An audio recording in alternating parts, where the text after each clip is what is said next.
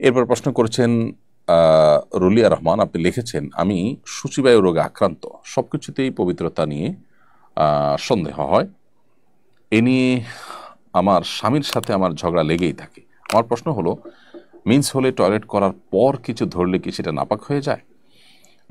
বোন রুলিয়া রহমান, আপনার প্রশ্নের উত্তরে আমি বলতে চাই যে মাসিক হলে আপনি টয়লেট করার পর যখন হাত ধুয়ে পরিষ্কার হয়ে বের হয়েছেন, কোনো কিছু ধরলে সেটা নাপাক হয় না। এই যে অতি সন্দেহ প্রবণতা, এটা আমাদের অনেকেরই এক ধরনের মানসিক রোগ। এই মানসিক রোগের কারণে আমাদের বাসা বাড়িতে পরিবারের সদস্যরা, আশপাশের লোকজন তারা কষ্ট পায়।